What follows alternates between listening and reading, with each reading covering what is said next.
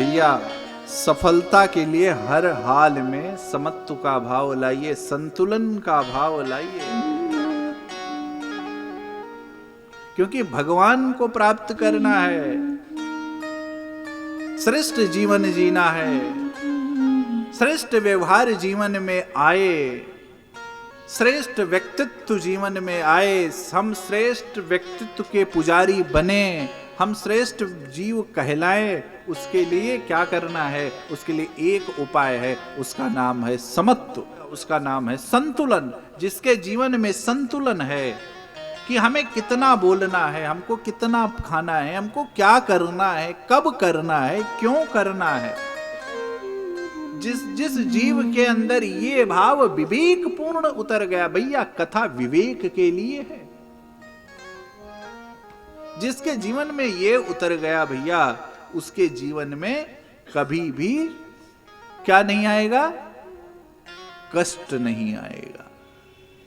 क्यों?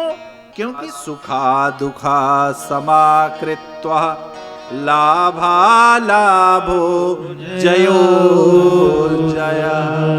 सुख दुख समाकृत्वा, वो सुख और दुख में क्या होगा? समभाव होकर के जीवन जिएगा। जय पराजय में उसकी परिस्थिति, उसकी स्थिति, उसकी मनस्थिति, उसका विचार, उसका विवेक कभी प्रभावित नहीं होगा। किसका प्रभावित नहीं होगा? जिसके जीवन में क्या होगा? समभाव होगा, जिसके जीवन में संतुलन होगा, जिसके जीवन में समत्व होगा। भैया आप विचार करें, क्या मेरे प्रभु के जीवन में कष्ट नहीं था क्या? भगवान श्री कृष्ण राज परिवार में जन्मे, परंतु कहां जन्मे? कहां जन्मे आप बताइए?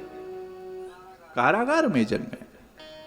और तो और अपनी मां का भी वो अमृत पान नहीं कर पाए।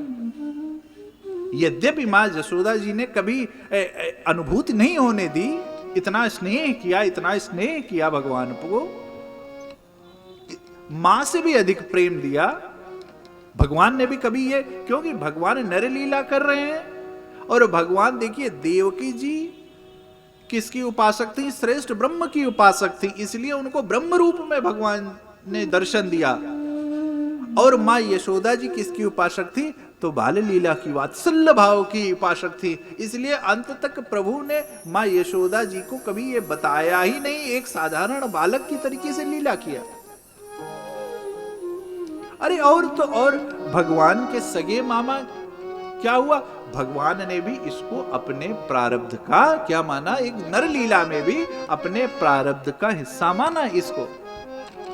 मामा, सगे मामा के क्रोध को भी भगवान ने कभी दोषारोपण नहीं किया, उसको भी अपने प्रारब्ध का एक हिस्सा माना। इतना होने के बाद भी रणछोड़ कहलाए, जाकर के कहां वृंदावन और कहां द्वारिका में जाकर के राजा बने। परंतु क्या भगवान का चिंतन गुण क्यों करना चाहिए? क्योंकि भगवान के अंदर सामर्थ्य भी है, और भगवान के अंदर क्या है? क्या है? विनम्रता भी है। भगवान द्वारिकाधीश के राजा बनकर के दिखा दिए कि मैं सामर्थ्यवान भी हूं, परंतु अर्जुन के रथ का संचालन करके सारथी बन करके ये भी दिखा दिए कि क्या मैं उच्चतम से उच्चतम अवस्था में भी एक भाव में रहता हूं, और साधारण भाव में भी कहे कि सारथी बनकर ये दिखा दिए कि मैं कितना विनम्र हूं। अरे मेरे प्रभु, मेरे रघुनाथ जी ना जाते वन, लेकिन क्या किए? साधारण लीला करके भी। अरे और तो और काकभूषुंडी जी ने जब छुड़ाने आए नागपाश में, मेघनाथ जैसे से नागपाश में बंध गए प्रभु, क्योंकि भगवान के अंदर सामर्थ्य का ना तो अभिमान है ना सादगी भगवान दिखाना चाहते हैं। भगवान के अंदर सामर्थ्य भी है, भगवान के अंदर सादगी भी है। भगवान ने रावण जैसा दुर्दांत राक्षस को भी मारा, और केवट जी जैसे भक्त से चरण धुआए। केवट जी जैसे भक्त के निहोरा का भी भगवान ने, क्यों? क्योंकि भक्ति को परिपूर्ण किया भगवान ने। ये है भगवान। भगवान के अंदर क्या था? भगवान के अंदर समत्व का भाव था। देखिए भैया, सुख और भोग को समझना पड़ेगा। जिस सांसारिक पदार्थ से हम सुख की इच्छा करते हैं, यद्यपि वो सुख है नहीं, वो काम है, इसको समझना पड़ेगा। सुख और काम ये दोनों वस्तु अलग है। यद्यपि प्रत्येक मनुष्य सुख का ही उपासक है, मनुष्य सुख का है, इस शारीरिक सुख का उपासक है, परंतु यद्यपि वो सुख है नहीं, वो काम है। हम उसको सुख मान बैठे हैं और उस काम को भी भोगने के लिए, बहुत सावधानी से सुनिएगा इस प्रसंग को, उस काम को भी भोगने के लिए स्वस्थ शरीर और स्वस्थ इंद्रियां चाहिए। भोग का भी उपभोग करने के लिए आपको स्वस्थ शरीर और स्वस्थ इंद्रियां होनी चाहिए कि नहीं होनी चाहिए? और स्वस्थ शरीर तो आप व्यायाम इत्यादि से कर सकते हैं, परंतु अपनी ये जो इंद्रियां हैं, क्योंकि भैया इतना आसान होता नहीं है इन इंद्रियां, ये भगवान कह रहे हैं कि गीता जी में कि योग और अभ्यास से मन को रोका जा सकता है, परंतु योग और अभ्यास इतना आसान है नहीं। अभ्यास है ना तो कौन थी है? अभ्यास इतना आसान है नहीं जितना आसान दिखता है, योग इतना आसान है नहीं जितना कह देना है। क्योंकि भरत जी कह रहे हैं कि भैया भोग करने के लिए भी आपको स्वस्थ शरीर एवं स्वस्थ मन की आवश्यकता होती है। सरज शरीर बादे बहु भोगा, सरज शरीर बादे बहु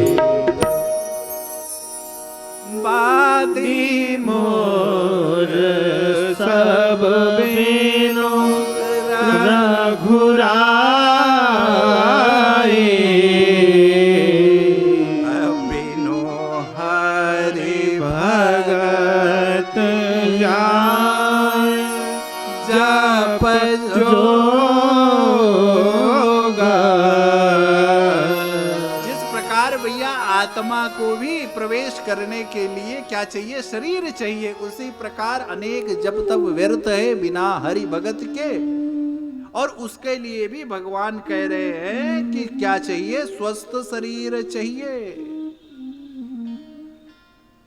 स्वस्थ शरीर और इंद्रियों के बिना हम संसार का भी सुख का भोग नहीं कर सकते। अब प्रश्न है कि ये स्वस्थ है क्या? स्वस्थ कुछ और नहीं है। जो भगवान कह रहे हैं कि ये जिसके जीवन में भक्ति है वही स्वस्थ जीव है। स्वस्थ शरीर से नहीं होता है। स्वस्थ कौन है? जिसके जीवन में भक्ति है। और भक्ति कैसे आएगी? तो भक्ति कहां से आएगी भैया?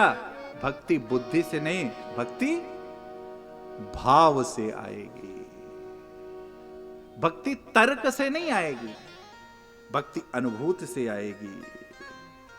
भक्ति चिंतन से नहीं, भक्ति प्रेम से आएगी। भक्ति चिंतन से नहीं, भक्ति प्रेम से आएगी। भक्ति भोग से नहीं, भक्ति भाव से आएगी। भक्ति तर्क से नहीं, भक्ति भाव से आएगी। बहुत कठिन काम है, कहना बहुत आसान है। क्यों? भक्ति आपको बेहोश नहीं करती। आज भक्ति का अभिप्राय एक उच्च स्वर में गाना सब सही है, परंतु इतना मान लीजिए भक्ति आपको बेहोश नहीं करती, अपितु भक्ति आपको होश में ले आती है। हम आप बेहोश हो करके इस सांसारिक सुख का जो भोग कर रहे हैं, भक्ति हमको ज्ञात करा देती है, हमको होश करा देती है कि हम यहाँ मुसाफिर हैं, यहाँ घर मत बनाइए। और जब हम ये वृत्ति हमारे अंदर से जैसे धीरे धीरे जाती रहेगी, क्यों? क्योंकि वो पक्ष, एक पक्ष को दूर करना है, दूसरा पक्ष अपने आप प्रकट हो जाएगा। ईश्वर के समीप पहुंचिए, धीरे धीरे धीरे धीरे धीरे धीरे संसार का भोग अपने आप फीका लगने लगेगा। आपको संसार का भोग नहीं छोड़ना है। क्यों? क्योंकि यहां पर कुछ त्याज्य है ही नहीं। क्योंकि जब हमारा कुछ है ही नहीं तो त्याज्य किस वस्तु का करेंगे हम? भाई यदि हमारा कुछ यहां हो तब तो हमारा है। परंतु वही वाली बात, ये भक्ति कैसे आएगी, ये भाव कैसे आएगा? तो ये भाव बिना श्रद्धा के नहीं आएगा। श्रद्धावान लभते ज्ञानम। जब तक इसका ज्ञान नहीं होगा, किसका? भगवत का, भगवत कृपा का, भगवत अनुभूति का। देखो भाई, श्रद्धा साधक में होती है, भगवान में नहीं। हम अपनी श्रद्धा ही दर्शन करते हैं मूर्ति में। किसी के लिए ये बोलते हुए मेरे साक्षात हनुमान जी हैं, किसी के लिए साक्षात ईश्वर बोलते हैं, कोई कोई संवाद करता है। क्यों? क्योंकि आप नहीं बोलते हैं, आपके हृदय का भाव उद्गार जैसा होता है। जो प्रेम होता है वही रूप ले लेता है, वही दर्शन करते रहते हैं आप अपने इष्ट में, और उसी भाव से आप उससे वार्तालाप करते हैं। और किसी के लिए साधारण मूर्ति होती है। तो श्रद्धा किसमें होती है? साधक में होती है। भगवान कह रहे हैं, क्योंकि देखो सिद्ध और साधक, आज सिद्धि का युग है, आज चमत्कार का युग है। परंतु भक्त के जीवन में चमत्कार नहीं होता, उसके जीवन में तो उपकार होता है। उसके जीवन में उपकार होता है, चमत्कार भक्त के जीवन में नहीं होता। भक्त को चमत्कार से नहीं चाहिए, भक्त को कृपा नहीं चाहिए, भक्त को जीवन में तो सेवा होती है भैया। भक्त के जीवन में तो उपकार होता है, भक्त के जीवन में तो श्रद्धा होती है, भक्त के जीवन में तो अपने इष्ट के प्रति विश्वास होता है। भगवान गीता जी का न्याय है, मैं नहीं कह रहा हूं। श्रद्धा नामत परमः भक्तास्ते अतीव मैं प्रियः। कौन? जिस भक्त में श्रद्धा है, श्रद्धा नामत परमा भक्ता, वो मुझे क्या है? वो जीव मुझे मई प्रियः, अति अति प्रिय है। किस जीव? जिस जीव के अंदर श्रद्धा है, मत परा श्रद्धा, जिसके जीवन में श्रद्धा है। क्यों? क्योंकि बिनु विश्वास भगत ही नहीं, और श्रद्धा बिनु विश्वास के नहीं होती। भवानी शंकरव वंदे श्रद्धा विश्वास रूपिण। और भगवान गीता जी में भी कह रहे हैं कि मुझे मत परा, मुझे अति प्रिय, अति प्रिय है कौन? जिसमें श्रद्धा है। क्योंकि श्रद्धा ऐसे आती नहीं है, आसान है, ऐसे कह देना आसान है, परंतु श्रद्धा इतनी आसान नहीं है। देखो भैया, जीव एक है, और श्री रघुनाथ जी क्या है? मानस में क्या कह रहे हैं? अनेक रूप रूपाय विष्णु रूपाय एक है प्रभु। अनेकों होकर के भी अनेकों रूप हैं। बिनु पग चलहि सुनहि बिनु काना, अनेक रूप हैं भगवान के, परंतु तभी भी वो एक हैं।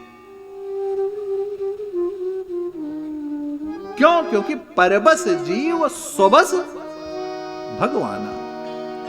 परंतु उन्हीं जो अनेक हैं, उन्हीं को हम अनेक अनेक भाव, अनेक अनेक रूप में भजने के लिए क्या क्या नहीं कर देते। ये हमारी दृष्टि में भेद है। धर्म कभी तलवार का विषय नहीं रहा है, और जहां पर तलवार है वहां पर धर्म नहीं है। पर तलवार वहीं पर है जो जिसके जीवन में समत्व नहीं है, जिसके जीवन में संतुलन नहीं है, जिसके जीवन में सात्विक भाव नहीं है। क्योंकि उसकी प्रत्येक क्रिया के पीछे कुछ कारण होता है, और सात्विक जीव की प्रत्येक क्रिया जब तक के पीछे कोई फलेच्छा नहीं रहती, उसके पीछे कोई कारण नहीं रहता। भगवान का न्याय है ये गीता जी में। तो भैया जीवन जीना है तो समत्व का भाव लाइए। जब भी जीवन में श्रेष्ठ बनना है तो समत्व का भाव लाइए, उनमें भेद मत देखिए। वही ईश्वर है, वही भगवान है, वही शिव है, वही कृष्ण है, वही राम है, और तो और कहीं वही बौद्ध हैं, वही महावीर हैं, और तो और कहीं वही अल्लाह है, वही गुरु नानक साहिब है। वो एक है सुप्रीम पावर, उसका कोई रूप नहीं है, निराकार है।